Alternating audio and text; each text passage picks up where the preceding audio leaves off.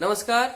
मेरा चैनल में आप लोगों का फिर से स्वागत है। मेरा नाम है शंकुरात मिश्रा। तो जैसे कि आप लोग जानते हैं कि कुछ दिन पहले मैं एक वीडियो क्रिएट किए थे। उसमें मेरा कंटेंट था कि अनमैरिड डॉटर, डाइवोर्स डॉटर और विडो डॉटर को कैसे फैमिली पेंशन का ग्रांट मिलता है, एलिजिबिलिटी क्राइटेरिया वहां पर क्या क्या है। वीडियो को पब्लिश करने के बाद मुझे बहुत सारा फोन कॉल आया, फीडबैक आया, कमेंट भी बहुत सारे किए कि लिस्ट ऑफ डॉक्यूमेंट्स क्या क्या है जिसको सबमिट करने के बाद ये family pension in favour of such persons, कौन सा persons, unmarried daughter, divorce daughter और विडो डॉटर, इन लोगों का हित में फैमिली पेंशन जारी होता है। तो आज के इस वीडियो में हम लोग जानने की कोशिश करेंगे कि कौन कौन डॉक्यूमेंट्स है उसको सबमिट करने के बाद इस 3 कैटेगरी में फैमिली पेंशन दिया जाता है। तो आप लोगों से अनुरोध होगा कि वीडियो अंत तक देखिएगा। वीडियो में बहुत ही इंफॉर्मेटिव जानकारी आप लोगों से शेयर किया जाएगा और वीडियो अच्छा लगा तो जरूर लाइक कीजिएगा। अगर आप मेरे चैनल में नए हैं तो जरूर सब्सक्राइब कीजिएगा और वीडियो को शेयर कीजिएगा ताकि maximum people may get benefited from this video.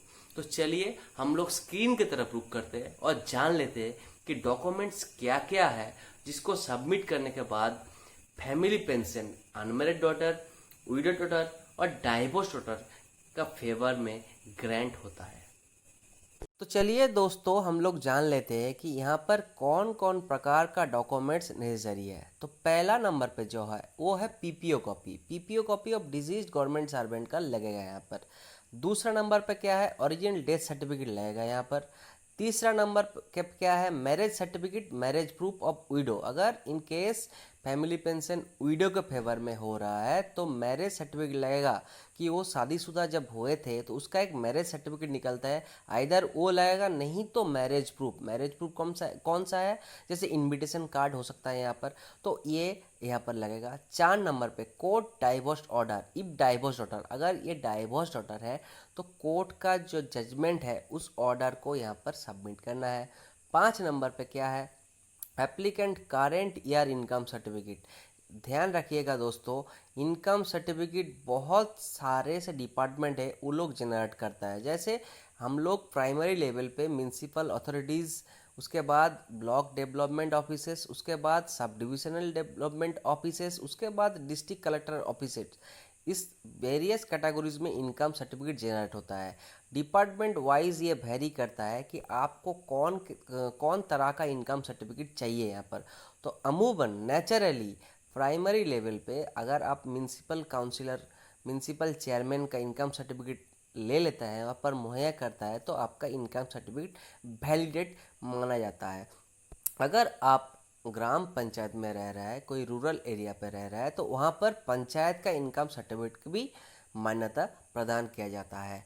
6 number पे देखिए क्या लिखा है, affidavit regarding applicant current marriage status. आपको एक एफिडेविट देना है। एफिडेविट में लिखा वही रहेगा कि आप अभी तक शादीशुदा नहीं है, अगर शादीशुदा है भी वही वो भी लिखना होगा, मगर याद रखिएगा शादीशुदा में कोई यहाँ पर आपको फैमिली पेंशन का ग्रांट नहीं दिया जाएगा। तो इसका अर्थ क्या है कि आपको यही एफिडेविट देना है कि मैं शादीशुदा नहीं हूँ। याद रखिएगा affidavit first class judicial magistrate के द्वारा प्रोवाइड किया जाना है। 7 नंबर पर क्या लिखा है, affidavit regarding no objection certificate of all brothers and sisters with ID. एक एफिडेविट एक और भी आप लोगों को बनाना है जहाँ पर आप लोगों का जो भी ब्रदर्स एंड सिस्टर जो सर्वाइव अभी तक है उन लोगों का एक नो ऑब्जेक्शन लगेगा यहाँ पर with their ID proof, identification proof, Aadhaar proof हो सकता है, वोटर प्रूफ हो सकता है। हाँ, बहुत सारे केसों में ऐसा होता है कि फैमिलियल डिस्प्यूट की वजह से नो ऑब्जेक्शन सर्टिफिकेट नहीं मिलता है।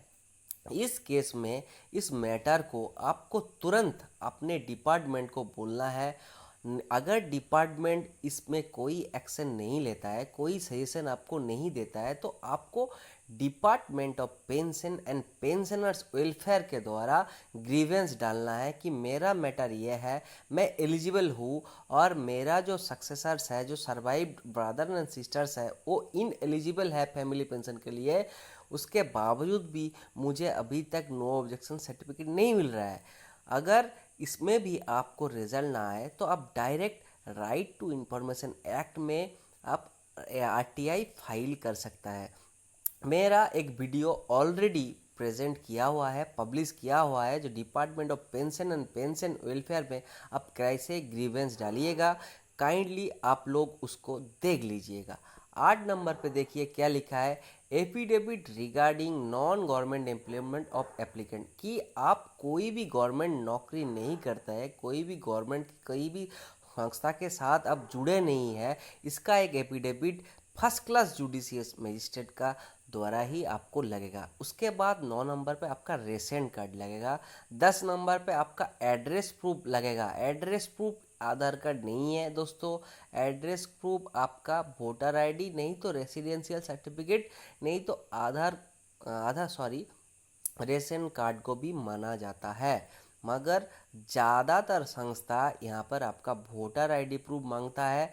अगर वोटर आईडी प्रूफ में कुछ भी डिस्क्रिपेंसी है तो आपको residential certificate block development offices, नहीं तो सब डिविजनल मजिस्ट्रेट का ऑफिस से, नहीं तो डीएम ऑफिस से, डिस्ट्रिक्ट मजिस्ट्रेट और डिस्ट्रिक्ट कलेक्टर ऑफिस से जुगाड़ करना है। 11 नंबर पे लिखा है to railway servant witnessed with affidavit ID. यहाँ पर अगर रेलवे का आपका केस है, रेलवे का फैमिली पेंशन है आपका अनमैरिड और विडो डाइवर्स डॉटर का, तो रेलवे का कोई दो कर्मचारियों का विटनेस लगेगा विथ एफिडेविट एंड आईडी। वहाँ पर भी एक एफिडेविट होगा जहाँ पर रेलवे का कर्मचारी अपना सहमत देगा उसका आईडी के साथ कि हाँ मैं इसको पहचानता हूँ और ये इस बैकग्राउंड से बिलोंग करता है। 12 नंबर पॉइंट पे last pension drawn certificate from concern bank, जहाँ पर भी आपका पिता हो माता हो पेंशन ड्रॉ कर रहा था, वहाँ पर पेंशन जो डिस्बर्सिंग बैंक होता है उसके पास से एक आप पे स्लिप आपको लेना है, उसको ही ड्रॉन सर्टिफिकेट कहा जाता है। उस पे स्लिप को आपको यहाँ पर जमा देना है। फॉर्म नंबर 10 ये रेलवे सर्वेंट के लिए एप्लीकेबल है। देखिए यहाँ पर 11 नंबर पे जो लिखा गया है टू रेलवे सर्वेंट, और 13 नंबर पर फॉर्म 10 यहाँ पर रेलवे का डिपार्टमेंट का ये फॉर्मेलिटीज़ है। बाकी डिपार्टमेंट्स यहाँ पर अगर रेलवे नहीं है तो मान लीजिए डिपार्टमेंट ऑफ पोस्ट है, डिपार्टमेंट ऑफ टेलीकम्युनिकेशंस है, तो वहाँ पर उस टाइप का वहाँ पर जो सर्वेंट्स है, वहाँ पर जो कर्मचारी है, वहाँ उसका भी विटनेस लगता है। और फॉर्म 10 डिफरेंट ऑर्गेनाइजेशन का डिफरेंट सरकमस्टेंस में एप्लीकेबल होता है। तो फॉर्म 10 क्या होता है वो भी इस वीडियो में आप लोगों को मैं प्रेजेंट करूँगा।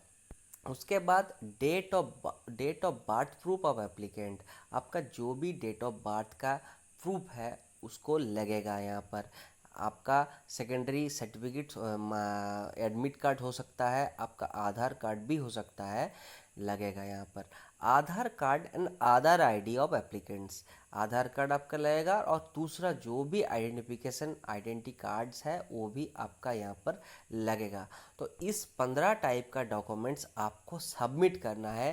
देखिए नीचे लिखा हुआ है all above documents 1 set original and 1 set xerox copy with attested. Original को वहाँ पर आपको दर्शाना है और सबका एक जेरोक्स कॉपी आपको वहाँ पर अटेस्टेड सबमिट करना है। अटेस्टेड करवाइएगा ग्रुप ए बी ऑफिसर्स। अगर group A B officers available नहीं है तो आप स्कूल हेडमास्टर्स, अगर स्कूल हेडमास्टर्स भी अवेलेबल नहीं है तो आप local councillor, municipal councillor, chairman, panchayat प्रधान और दूसरा कोई भी रिनोएड व्यक्ति के पास से आप अटेस्टेशन का प्रक्रिया समापन कर सकते हैं। तो चलिए अभी हम लोग देख लेते हैं कि फॉर्म 10 क्या है। तो दिस इज फॉर्म 10। ये रेलवे सर्वेंट, रेलवे का अगर family pension in favour of unmarried, widowed और डाइवोर्स डॉटर के हित में इशू होता है, तभी ये फॉर्म 10 ये रेलवे के आधार से किया गया है। तो ये रेलवे का है, आप लोग अच्छी तरह से जान लीजिएगा, क्योंकि ऊपर में फॉर्म 10 सी रूल्स 9200 ये रेलवे का प्रोविजन में आता है, मगर कंटेंट सभी डिपार्टमेंट का एक ही रहता है।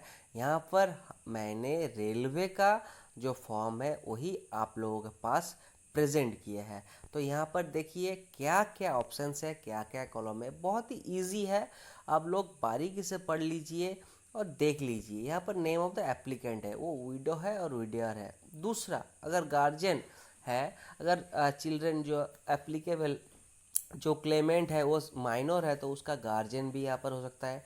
Name and age of surviving widow और widow children, this is railway servant. Step by step आपको यहाँ पर फिल इन करना है। तीसरा में name and number of pension payment order, यहाँ पर पीपीओ बुक का नंबर देना है आपको। 4 पे डेट ऑफ रेलवे सर्वेंट, कौन सा डेट पे उसका देहांत हुआ वो देना है। 5 पे ऑफिस, कौन सा ऑफिस में लास्ट वो काम किए थे वो आपको देना है। 6 नंबर पे if applicant is guardian, guardian अगर है कोई माइनर चिल्ड्रन का फेवर में वो अगर ये एप्लीकेशन कर रहा है, तो उसका डेट ऑफ बर्थ और रिलेशनशिप विथ द क्लेमेंट यहाँ पर लगेगा। 7 नंबर पे if applicant is a widow और widower, the amount of service pension which she may be in receipt on death of husband and wife, pension payment order पे ये लिखा जाता है कि in case of death of disease government servant, family pension का normal rate या enhance rate जो भी है वो लिखा जाता है, उसको यहाँ पर आपको बैठाना है। उसके बाद 8 नंबर पे फुल एड्रेस आपका लगेगा एप्लीकेंट का। Place of payment of pension and gratuity, देखिए यहाँ पर प्लेस भी आपको देना है, आप कहाँ से पेंशन ड्रॉ करेंगे, ट्रेजरी, सब ट्रेजरी, पब्लिक सेक्टर बैंक्स। यहाँ पर एक चीज़ ध्यान में रखिएगा, अगर डिजीज गवर्नमेंट सर्वेंट का पेंशन बैंक से आ रहा तो अवश्य बैंक का ही ऑप्शन यहाँ पर आप लोग चूज़ कीजिएगा। आपका जॉइंट अकाउंट ना होना यहाँ पर स्वाभाविक है, आपको वही बैंक में दूसरा अकाउंट ओपन करवा लेना है। उसके बाद 10 में एनक्लोजर्स है। एनक्लोजर्स क्या क्या है, देखिए 2 specimen signatures of applicant duly attested, आपका 2 सिग्नेचर लगेगा अटेस्टेड के द्वारा। याद रखिएगा मेरा एक ऑलरेडी यहाँ पर वीडियो बनाया गया है जहाँ पर मैं इस अटेस्टेशन, इस फॉर्म 14, फॉर्म 3 इसके बारे में ऑलरेडी मैंने वीडियो बना चुका है, आप लोग काइंडली उसको गो थ्रू कर लीजिएगा। तो ये जो चैप्टर है, ये जो पार्ट है, आप लोगों के पास और भी क्लियर हो जाएगा। उसके बाद 2 copies of passport size photograph आपका लगेगा ड्यूली अटेस्टेड। डिस्क्रिप्टिव रोल लगेगा आपका, विभिन्न तरह का आपका जो आइडेंटिफिकेशन मार्क्स है उसको लगेगा, अटेस्टेड करवा के देना पड़ेगा। 2 slips is wearing left thumb और फिंगर इम्प्रेशंस, आपका सभी उंगली का छाप यहाँ पर लगेगा और लेफ्ट थंब इम्प्रेशन भी लगेगा। Certificates of age in original, original वो देखेगा, वो 2 अटेस्टेड कॉपीज़ भी आपको यहाँ पर लगेगा जहाँ पर आपका डेट ऑफ बर्थ लिखा रहेगा।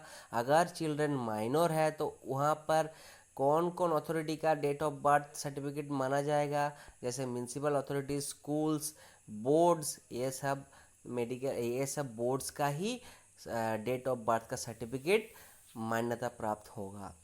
उसके बाद 11 नंबर पे सिग्नेचर और लेफ्ट थंब इम्प्रेशन लगेगा एप्लीकेंट का। उसके बाद अटेस्टेड, अटेस्टेड जैसे मैंने पहले ही बोल दिया था कि ग्रुप ए बी ऑफिसर्स, नहीं तो स्कूल हेडमास्टर्स, नहीं तो लोकल चेयरमैन, म्यूनसिपल काउंसिलर, नहीं तो पंचायत प्रधान, पंचायत मेंबर, नहीं तो कोई रिनर्ड व्यक्ति, डॉक्टर, ये सब होना चाहिए, वो आपका इस फॉर्म को अटेस्टेड कर देगा। उसके बाद विटनेस, जैसे कि हमने विटनेस बोला कि रेलवे, अगर रेलवे का यहाँ पर क्लेमेंट है तो रेलवे का 2 कर्मचारियों का विटनेस यहाँ पर लगेगा। नीचे नोट देके, जैसे मैंने पहले ही बोला कि अटेस्टेड कौन कौन व्यक्ति कर सकेगा, वहाँ पर लिखा हुआ है और ज़्यादा कुछ इन्फॉर्मेशन यहाँ पर नहीं है। तो आई होप आप लोगों को समझ में आया होगा कि अगर आप लोग विडो डॉटर, डाइवोर्स डॉटर और अनमैरिड डॉटर का फैमिली पेंशन के लिए क्लेम करता है तो किस किस टाइप का डॉक्यूमेंट्स आप लोगों को सबमिट करना है और फॉर्म 10 क्या है। याद रखिएगा, ये पर्टिकुलरली रेलवे के लिए नहीं है। यहाँ पर रेलवे का एक रिक्विजिशन वाइज हमने रेलवे का जो अनमेरिड विडोड और डाइवोर्स डॉटर का क्लेम फॉर्मेट का पूरा डिस्कशन किया, मगर याद रखिएगा बाकी जो डिपार्टमेंट्स का भी फॉर्मेलिटीज सेम है। ये जो चीज़ है ये कॉमन है। ओके, फॉर्म 10 भी कॉमन है और बाकी जो विटनेसेस है वो भी कॉमन है, मगर यहाँ पर भी रिलैक्सेशन है। बहुत सारा डिपार्टमेंट ऐसा है जहाँ पर कुछ कुछ चीज़ों में फेर बदल है, जैसा फॉर्म 10 नहीं लगता है और विटनेस भी नहीं लगता है। वो according to the circumstances of department vary करता है। तो आई होप, मुझे आशा है कि आज के इस वीडियो के बाद आप लोगों में से बहुत सारे लोगों आसानी से डॉक्यूमेंट्स अपने फैमिली पेंशन जो इस कैटेगरी में आता है, अनमैरिड विडो डाइवोर्स डॉटर के कैटेगरी में आता है, इजीली सबमिट कर पाइएगा। और इन केस आप लोगों को कहीं भी कुछ समस्या लगा है तो ज़रूर मुझे कमेंट बॉक्स में कमेंट दीजिए, मैं हर एक प्रश्न का उत्तर दूंगा। मेरा ईमेल आईडी भी इस वीडियो का डिस्क्रिप्शन में मैं शेयर कर दूंगा। ज़रूर मुझे ईमेल कीजिए। कोई भी डॉक्यूमेंट्स आप लोगों को सॉफ्ट कॉपी चाहिए तो मैं इसको आप लोगों के पास भेज दूंगा। तो कृपया मेरे चैनल को ज़रूर और ज़रूर सब्सक्राइब कीजिएगा, शेयर कीजिएगा, वीडियो अच्छा लगेगा तो लाइक कीजिएगा, मेरे चैनल से जुड़े रहिएगा। Thank you for being with me, thank you for watching my channel. जय हिंद।